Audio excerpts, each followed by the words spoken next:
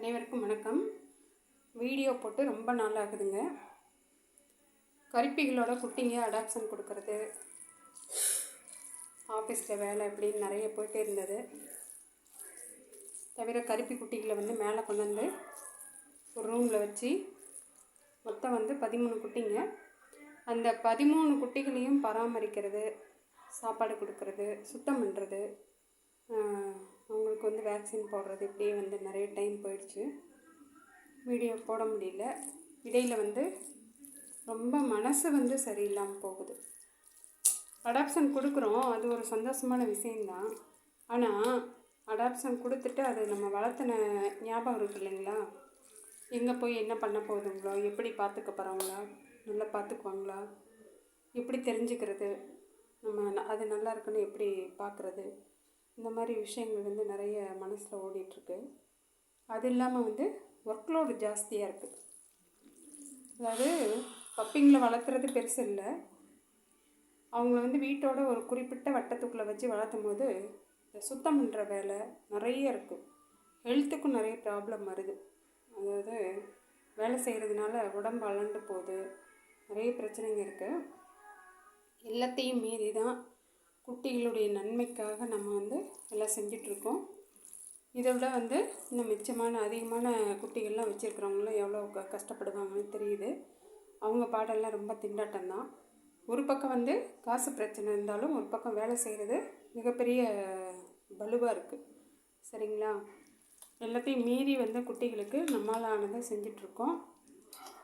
எல்லோரும் அவங்கவுங்களால முடிஞ்ச அளவு ஒரு 2 பப்பி, ஒரு பப்பி, இந்த மாதிரி ஒரு வேளை சாப்பாடு கொடுத்திங்கன்னா இந்த மாதிரி கஷ்டப்படுறவங்களுடைய பாரம் குறையும். அதே மாதிரி ஏபிசி முடிஞ்ச வரைக்கும் ஃப்ரீ ஏபிசி பண்ணுறாங்க இல்லைங்களா கவர்மெண்ட் ஹாஸ்பிட்டலில், அந்த மாதிரி வாய்ப்பு இருக்கிற இடத்துலலாம் கொஞ்சம் தயவு செஞ்சு ஏபிசி பண்ணிவிடுங்க. ஏன்னா இதுக்கு மேலே இந்த குட்டிகளை யாரும் பிழைக்க விட மாட்டாங்க. அதாவது இந்த வாயில்லாத ஜீவன்கள் எல்லாம் அடியோட அழிஞ்சு போகணுன்னு தான் எல்லாருமே ஆசைப்படுறாங்க. ஏன்னா அதுங்க பல விதத்தில் மனுஷங்களுக்கு தொந்தரவாக இருக்கான். கடிக்குது, யூரின் போகுது, மோஷன் போய் வைக்குது, நாற்று அடிக்குது, துரத்துது, இப்படி அதுக்கு சாப்பாடு போடணுமா, அது குட்டி போட்டு வைக்குது, குட்டிங்க எப்போ பார்த்தாலும் கத்திக்கிட்டே இருக்குது, இப்படி பல பிரச்சனைகளை சொல்லி அதுங்க அந்த இனத்தையே அழிக்கிறதுக்கு பார்க்குறாங்க. ஏன்னா மனுஷங்களுக்கு நிறைய என்ன சொல்கிறது, அவங்களுக்கு நிறைய எதிர்பார்ப்புகள் இருக்குது. பணம் சம்பாதிக்க ஓடிக்கிட்டே இருக்காங்க, சொத்து சேர்க்குறதுல குறியாக இருக்காங்க. இந்த மாதிரி சமயத்தில் இந்த குழந்தைங்களுடைய டிஸ்டர்பன்ஸ்லாம் அவங்கள ரொம்ப எரிச்சல் அடைய வைக்குது.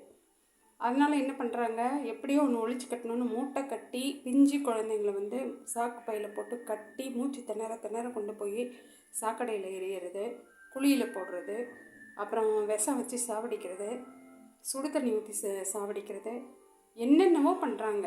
அந்த வாயில் அறிஞ்சவங்க ஒன்றுமே தெரியாது, ரொம்ப அப்பாவிங்க. என்ன தெரியும், மனுஷருங்க தான் அவங்கள பொறுத்த வரையிலும் தெய்வம். ஆனால் மனுஷருங்க என்ன பண்ணுறாங்க, அதுங்களை சாகடித்து யமனாக மாறுறாங்க.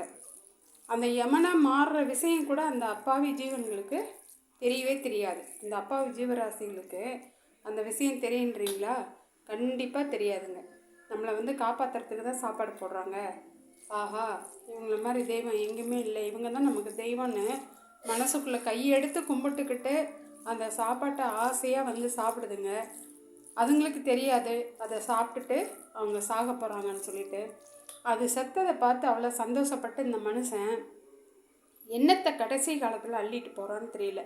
அவனுக்கும் ஒரு கடைசி முடிவுன்னு ஒன்று, வாழ்க்கையோட முடிவுன்னு ஒன்று இருக்குல்ல, அந்த முடிவில் அவன் மூட்டை கட்டி எடுத்துகிட்டு போகிறது என்னென்னா காசு பணம் அவன் சேர்த்து வச்ச எதுவுமே கிடையாது.